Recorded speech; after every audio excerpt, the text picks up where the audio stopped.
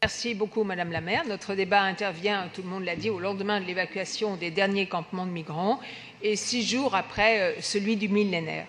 2000 personnes bénéficient désormais d'une solution d'hébergement temporaire en Île-de-France et bénéficieront rapidement d'un diagnostic social et sanitaire, puis d'un examen complet et approfondi de leur situation administrative par les services de l'État. 36 opérations d'évacuation auront ainsi été mises en œuvre par les services de l'État depuis 2015, date de la grande crise migratoire liée à l'amplification de la violence meurtrière au Proche-Orient, qui a vu plus d'1 million de personnes arriver en Europe au péril de leur vie. Si aujourd'hui la pression migratoire en Europe a quelque peu baissé, il n'en reste pas moins que la crise de 2015 a fait prendre conscience à tous d'un phénomène en accélération partout dans le monde, dû à des facteurs multiples qui ne sont pas près de cesser. Conflits, terrorisme, pauvreté, désastres naturels accentués par les changements climatiques, inégalités croissantes nord-sud et sud-sud. Cette réalité, elle mérite d'être rappelée, car elle nous dit qu'il n'y a pas d'autre choix que d'avoir, sur cette grande question des migrations, une vision et une gestion de long terme. Et elle exige de tous, États et collectivités, une attitude de responsabilité et de coopération, ainsi que le respect de principes fondamentaux. Le premier de ces principes, c'est la sanctuarisation et l'application effective du droit d'asile. Tout le monde le voit. Il y a aujourd'hui de très nombreux dysfonctionnements dans le régime européen d'asile auxquels il faut rapidement mettre un terme si nous voulons, et nous le voulons, sauvegarder et pérenniser le droit d'asile.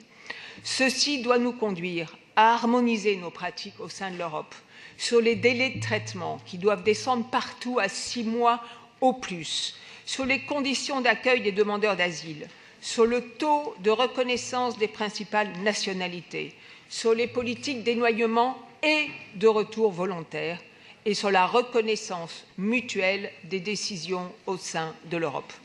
Nous devons aussi avancer vers une gestion commune enfin efficace de nos frontières et vers la mise en œuvre d'un système d'alerte européen pour anticiper les mouvements de réfugiés ou de demandeurs d'asile lors de grandes crises comme nous l'avons connu avec la Syrie.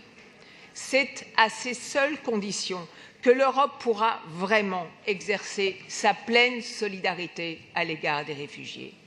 Il y a enfin, bien sûr, la coopération avec les pays d'origine et de transit, en particulier l'Afrique, où nous devons évidemment mettre en œuvre un nouveau partenariat qui permettra le développement de leurs économies. Un mot enfin sur l'immigration dite économique. Celle-ci représente 25% des migrations légales en Europe, mais seulement 10% en France. Je propose que nous ouvrions enfin le débat sur cette question. Favorisons les allers et retours choisis par les voies légales, ce qui sera la meilleure façon d'éviter ce qu'on appelle la fuite des cerveaux. Bien sûr, cette politique globale n'épuise pas le champ du dossier. Nous devons donc nous interroger sur les mécanismes de coopération et de solidarité entre l'État et les collectivités locales. La question du partage des responsabilités respectives de l'État et de la Ville de Paris en matière d'évacuation a pu poser question. On doit donc adapter le processus de décision à l'urgence qui est de mise quand il s'agit d'êtres humains et de situations en détresse pour éviter que demain ne se reconstituent des campements indignes à Paris. C'est le sens de notre vœu. Je veux dire enfin un mot en conclusion. Je pense qu'il n'est pas acceptable, ni moralement ni civiquement, que ces situations soient l'objet de polémiques partisanes et politiciennes. Pierre-Yves Bournazel l'a dit avant moi et d'autres l'ont dit aussi. Trop souvent, certains s'y emploient dans le seul but de rechercher des avantages électoraux. Et l'on voit ce que cela donne.